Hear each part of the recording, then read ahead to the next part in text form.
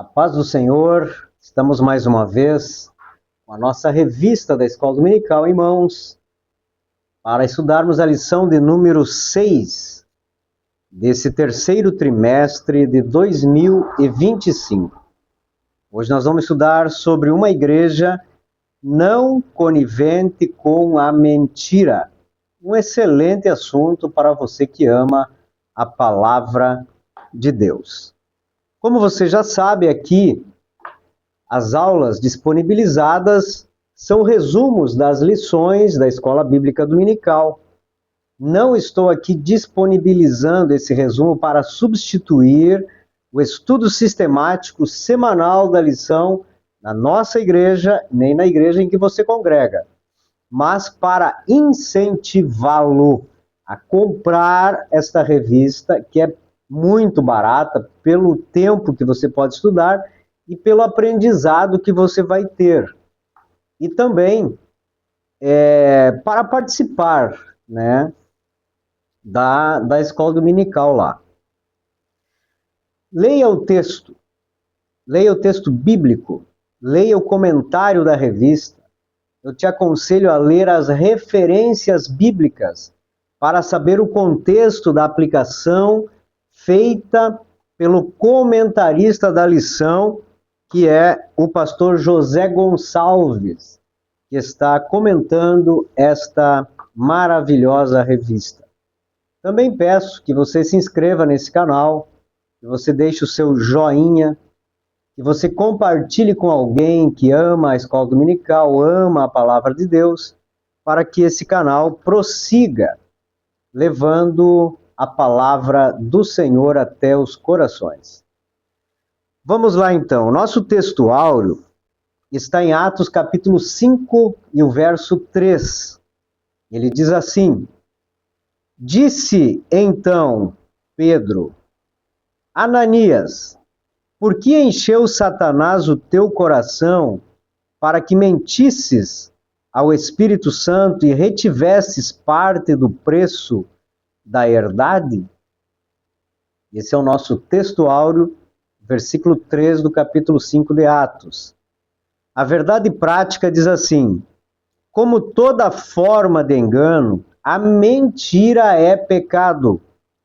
Devemos, pois, andar sempre na luz da verdade. Quem gosta de ser enganado? Quem gosta de ser guiado por mentiras? Ninguém. Por isso também deve haver uma contrapartida e em nossa parte nós fazermos o que é correto. Não dar lugar à mentira, não dar lugar ao diabo. A leitura bíblica em classe, Atos capítulo 5, verso 1 ao 11, nos conta o que aconteceu com o casal Ananias e Safira, após permitirem que o diabo semeasse em seus corações o desejo de terem lucro ao mentirem aos apóstolos. A Bíblia relata que ambos mentiram, cada um a seu tempo, e Deus tomou providências quanto ao pecado cometido. Consequência. Talvez tenhamos uma interpretação errada da ação de Deus sobre o caso. Questionamos Deus? Acontece. Não poderia Deus ser misericordioso com eles? Não haveria uma nova chance, já que aquela igreja estava inserida na dispensação da graça? Poderia Deus ter sido mais brando e aplicar uma pena que desse a oportunidade deles se arrependerem? Sim. Porém, Deus é soberano e pode todas as coisas. A igreja estava iniciando naquele momento. Ainda viviam o primeiro amor e Deus não poderia deixar que o mal se alastrasse, tendo em vista tudo o que estavam vivendo naquele momento. A verdade é valor inegociável para o crente. Então, Deus tinha os seus motivos, e nós vamos ver no desenvolvimento da lição os porquês. Amém? A introdução, nós podemos ver que podemos afirmar nesta introdução: crente não mente. Crente não falta com a verdade. Vamos iniciar assim. Isso é ponto decidido na vida de todo aquele que crê em Deus e na sua palavra. Você pode até se questionar, mas no mundo em que nós vivemos, onde há tanto engano, tanta mentira, será que existe crente que não mente? Com certeza. O crente que lê a palavra de Deus, que ama a Deus, que decidiu viver uma vida para Deus, não mente.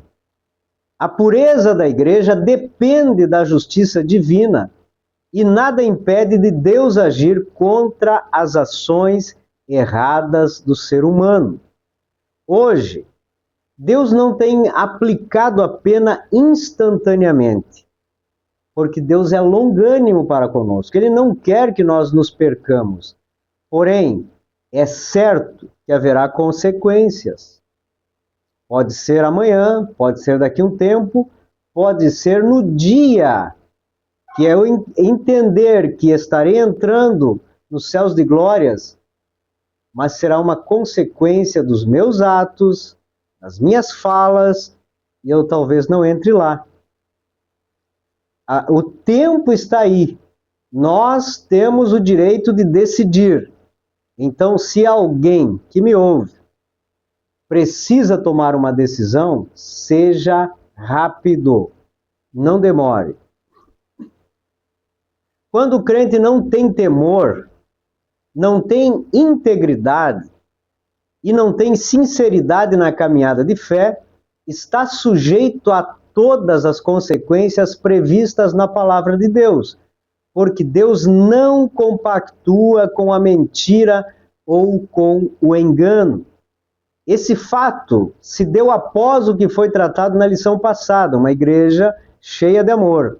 Lá nós aprendemos que, devido ao amor daquela igreja, alguns vendiam suas propriedades e entregavam o valor aos apóstolos para que fosse administrado e que não faltasse nada para ninguém. Aqueles crentes que precisavam de um auxílio. Ananias e Safira desejaram, a minha interpretação, talvez o reconhecimento da igreja, por demonstrarem que também tinham um coração bondoso, amoroso, mas sem entregar o valor total. Eles queriam a fama, queriam o reconhecimento, mas queriam também uma parte para se beneficiarem a si próprios. O Espírito Santo falou então a Pedro, e o apóstolo os confrontou sobre o preço da herdade. Nesse momento foram pegos na mentira. Que triste, irmãos. Eles tentaram fazer uma grande obra, auxiliar os demais, mas erraram em uma situação. Não era questão de dinheiro, mas era de caráter. Bastava informarem que venderam pelo preço real e que ficariam com uma parte para eles desfrutarem. E essa atitude de ocultar o real valor e a atitude de ficarem com a parte que era deles, não precisavam ter dado um centavo, desagradou a Deus. Consequência veio. O tópico 1, o diabo, o pai da mentira. Ele é o pai da mentira. João 8,44 diz assim: quando ele profere mentira, fala do que lhe é próprio, porque é mentiroso e pai da mentira. Foi ele que iniciou, primeiro convencendo a terça parte dos anjos, depois Eva. Plantou dúvida, mentiu para conseguir o apoio dos anjos e enganou a mulher. O diabo sempre será mentiroso, nunca mudará. assim como Deus nunca aceitará nada além da verdade. A mentira é obra do inimigo, não é algo que pode ser ou poderá ser aceito, ou qualquer coisa que nós ocultarmos e entendermos que não é uma mentira, apenas ocultei. Não é verdade, Deus não tolera, Deus não aceita. Mas é necessário entender que o diabo não nos força a pecar ou a mentir. Ele não obrigou o casal a fazer aquilo. Somente plantou a semente do mal. Porque ele sabe para onde o nosso coração está voltado.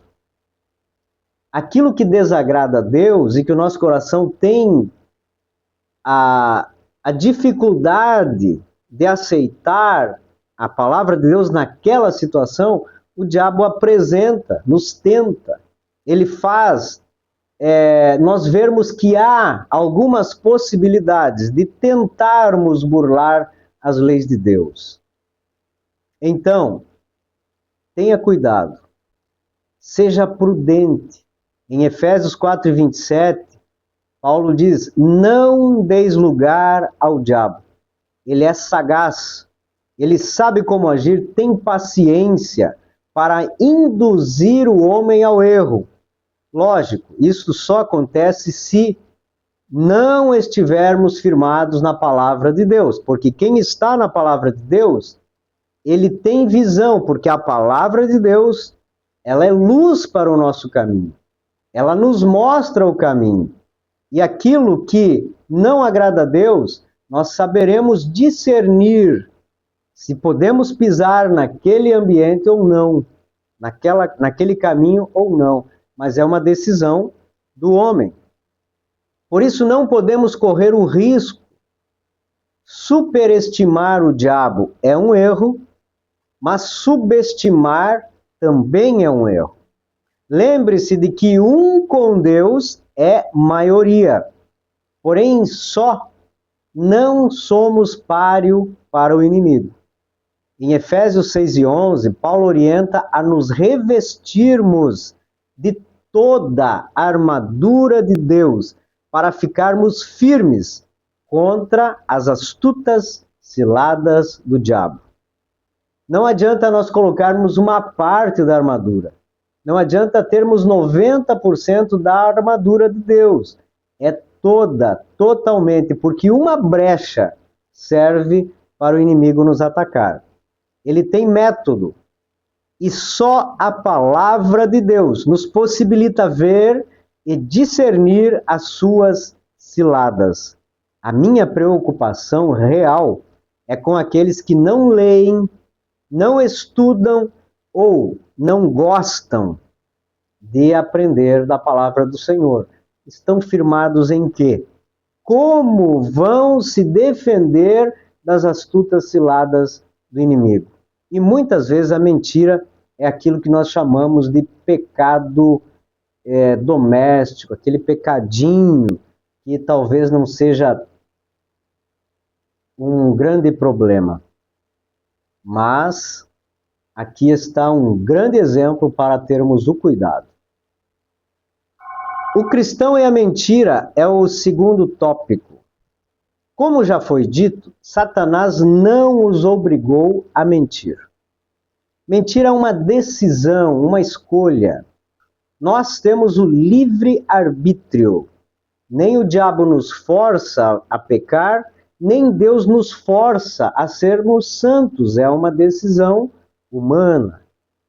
Quando alguém decide assim, cometer o erro, vai de encontro a tudo que é mais sagrado, contra Deus que não tolera a mentira, contra Jesus Cristo que é a verdade que liberta, contra o reino de Deus onde não há espaço para o engano, além da própria igreja, que apesar de ainda não ser perfeita, somente serão arrebatados aqueles que vivem na verdade e creem na verdade. Reforço, a decisão de mentir é livre, assim como foi com eles, não puderam culpar ninguém, nem o próprio diabo. Quando eu minto ou você age dessa maneira, a culpa é totalmente nossa. Não há desculpas. A única saída é o reconhecimento, arrependimento e a busca pela misericórdia de Deus para perdão dos nossos pecados. Não há outra saída. Mesmo assim, haverá consequências. O casal não pensou nisso. Entenderam que teriam o reconhecimento pelo feito e ainda com recursos para desfrutarem, mas a consequência da decisão foi a pena capital. Deus não tolera coração mau. Antes de se praticar qualquer ação pecaminosa, é necessário pensar nas consequências. Lógico que o inimigo vai tentar cauterizar a mente das pessoas para que não pense nas consequências. Mas quem conhece a palavra de Deus vai ter o cuidado de analisar as suas ações futuras à base, à luz da Bíblia. Um exemplo, se um pai de família usa este subterfúgio, a mentira, para burlar alguma regra, o filho que está seguindo seus passos terá o mesmo entendimento, na maioria das vezes. Um dia, esse filho poderá enganar o próprio pai como consequência da falha no caráter daquele pai. Consequências existem. Cuidado em que você está firmando os teus valores. Terceiro tópico, uma igreja que repele a mentira. A falta de situações semelhantes ao que aconteceu com este casal leva a igreja a relevar muitas coisas. Isso é perigoso. A igreja perde o temor na justiça divina, mas na igreja primitiva, Deus agiu instantaneamente. Se ele não tivesse usado Pedro para revelar o intento do coração de Ananias, o pecado teria entrado ali e causado danos irreparáveis à igreja do Senhor. Ninguém, nenhum de nós, pode agir na igreja como bem entender, como achar mais conveniente. E se alguém está agindo assim e não se arrepender e deixar o erro, sofrerá as consequências do julgamento divino. A igreja deve ser forte, mesmo que traga dores, desconforto, decepções. O pecado deve ser extinto, a mentira deve ser desmascarada e o nome do Senhor glorificado, exaltado para sempre. A conclusão da nossa lição diz assim: é possível um crente pecar e se acostumar com o pecado sem se arrepender. É possível que ele encontre até mesmo justificativas plausíveis para comportamentos notadamente pecaminosos. Contudo, uma coisa é certa: não é possível escapar do juízo divino.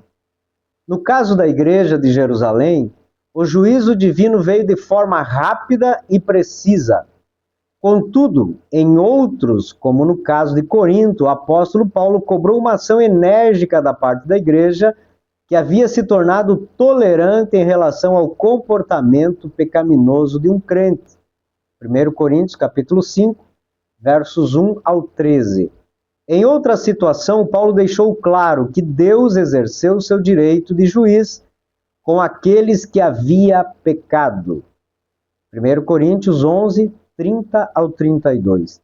Fica o alerta: ninguém é capaz de enganar a Deus. Esta lição precisa ser refletida, entendida e aceita no nosso coração para não pecarmos contra Deus. A mentira é pecado. A mentira não é aceita no meio cristão. A verdade é um valor inegociável para todo cristão. Deus abençoe você. Te espero na Escola Bíblica Dominical, em Uruguaiana, às 9h30, do próximo domingo. Deus abençoe você, em nome de Jesus.